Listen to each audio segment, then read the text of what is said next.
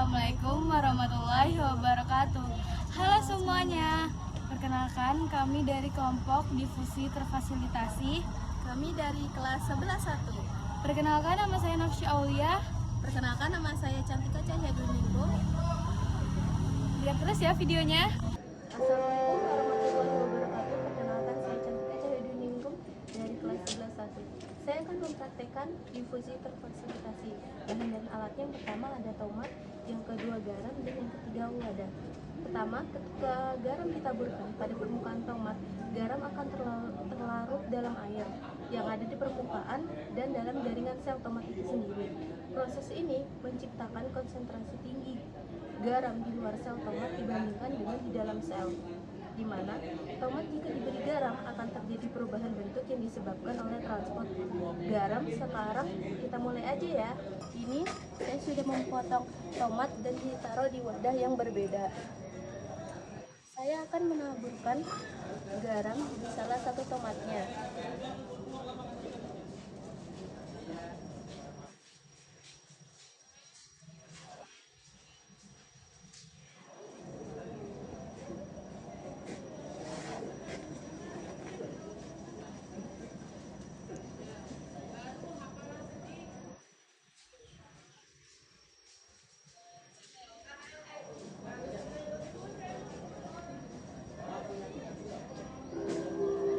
Kita akan menunggu beberapa menit untuk melihat perbedaan hasil pengeluaran air yang dihasilkan oleh garam yang ditransport ke dalam membran sel. Tomat yang diberi garam lebih banyak mengeluarkan air dibandingkan dengan tomat yang tidak diberi garam. Nah, sekarang sudah kelihatan kan perbedaannya. Nih, kami sudah menunggu sekitar 10 menit, di mana membran yang diberi transport berupa garam memiliki cairan yang keluar lebih banyak dibandingkan dengan membran yang tidak diberi garam. Perbedaannya ini tidak ada air yang keluar. Selain itu ada perbedaan lagi, di mana membran sel yang diberikan garam mempunyai traktor yang lebih lunak. Proses difusi terfasilitasi pada tomat yang diberikan garam terjadi ketika garam larut dan membentuk konsentrasi tinggi di luar sel tomat. Ion bergerak ke dalam sel melalui saluran ion atau protein pembawa di membran sel.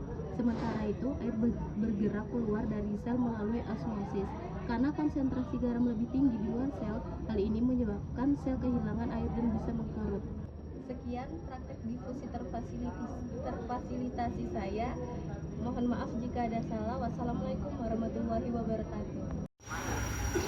Assalamualaikum warahmatullahi wabarakatuh. Halo semuanya, perkenalkan, nama saya Nafsi Aulia dari kelas 11-1. Pada kesempatan kali ini saya akan mempraktikkan difusi terfasilitasi tentang penyerapan air pada tumbuhan. Jadi saya akan menyiram tanaman dengan mineral.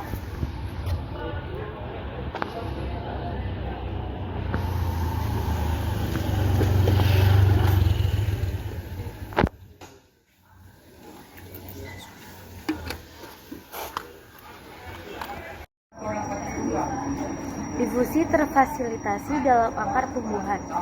Ketika kita berbicara tentang penyerapan air dan mineral pada tumbuhan, kita fokus pada bagian akar.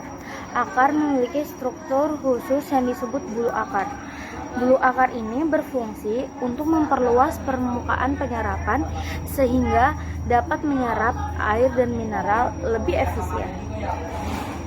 Proses penyerapan difusi terfasilitasi. Mineral seperti kalium, nitrogen, fosfor, dan unsur hara lainnya biasa hadir dalam bentuk ion. Ion-ion ini bermuatan dan ukurannya lebih besar dibandingkan molekul air. Oleh karena itu, mereka membutuhkan bantuan protein transport khusus untuk dapat menembus membran sel akar. Protein transport ini akan memfasilitasi pergerakan ion-ion tersebut dari tanah menuju ke dalam sel akar. Peran protein transport.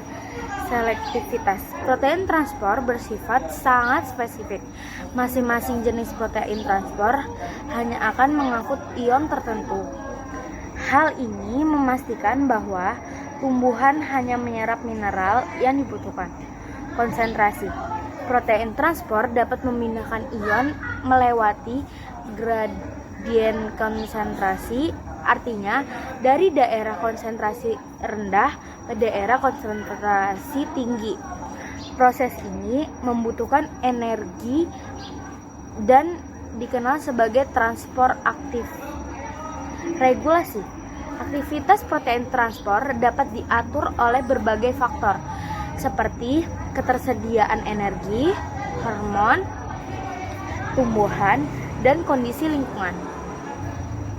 Faktor yang mempengaruhi perannya.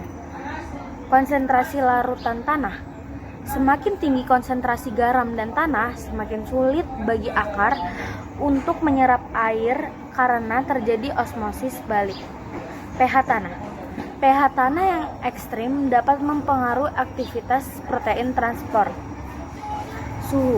Suhu yang terlalu tinggi atau terlalu rendah dapat menghambat aktivitas enzim yang terlibat dalam proses penyerapan. Sekian dari saya.